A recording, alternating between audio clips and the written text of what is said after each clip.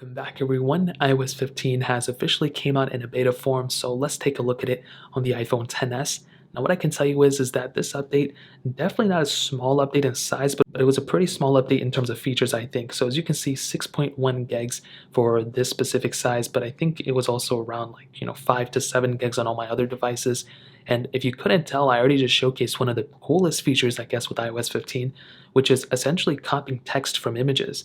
So this is the stock photos app, and I can actually go ahead and copy text, as you guys can see, from this image. So this is an image, this is not a screenshot, this is not settings, and this is actually really awesome.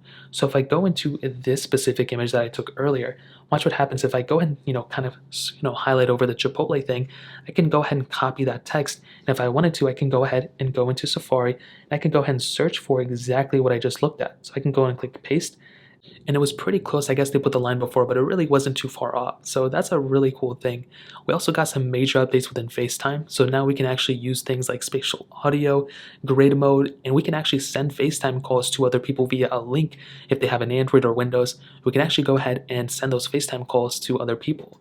So I think that's a really awesome thing as well. Again, I don't think it's worth upgrading just because of that, but it is a really awesome thing, and I'm actually really happy to see that.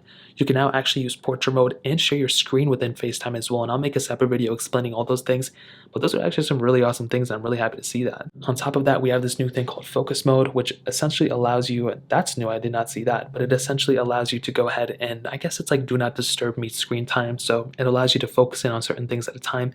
I think it's cool. I mean, I'm never going to use it, but as you can see, if you're driving, fitness, gaming, reading, whatever the case is, you can set different things to focus on. I think it's cool, but like I said, I'm probably never going to use it. iMessage got a little bit of an update as well, and a lot of the updates came within FaceTime and Safari. So if I go ahead and make my way over to Safari, you can see it does look a little bit different. You can see that we have a little bit of a tab up top, but essentially everything is now moved to the bottom, and this is essentially it. If you're scrolling through, it pretty much goes away, but even when you're not scrolling through, you can still see some things at the bottom, which I'm really happy about. If you want to change the website, you go and click here, you can get here, you can go to whatever other website you want to, click Apple, and this is your new, I guess, moving bar or whatever. But you may be asking yourself, well, where are the tabs? Well, the tabs are now essentially swiped. If you swipe to the side, you can pretty much generate a new tab. So as you can see, this is going to a different tab. If I go and click here, I don't even know how many tabs I have. That's essentially how you go and create new tabs. So I can go and click here, go to Apple again, but I can swipe between the tabs just like this. I'm not a super, if you want to see all the tabs, you click here. I'm not a fan of it. I mean, I like it. It's going to take some time getting used to. I actually do like it, I'm not going to lie, but it's going to get better over time. You also have new notifications within iPhone, which I guess is cool, but also Safari extensions within your iPhone. So now we can actually utilize that. I don't think there's any extensions just yet. I don't even know how you're going to even access it, to be honest. But when the time is right, we're going to be getting a lot of extensions on our iPhone through Safari. I cannot wait for that. That is really awesome. But those are essentially the main updates. Now the question is, should you install iOS 15, the beta, on your iPhone XS? And as I said before, the answer is obviously not. You should not install this beta on your iPhone XS. You are pretty much just asking for problems. It's buggy, the battery life's not going to be that great, there's going to be issues all across the board. You are much better off installing the official version of iOS. So that means iOS 14.6 as of now.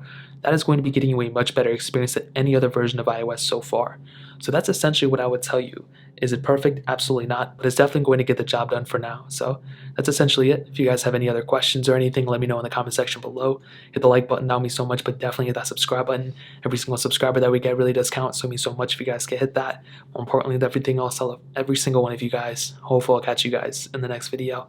Peace out till then.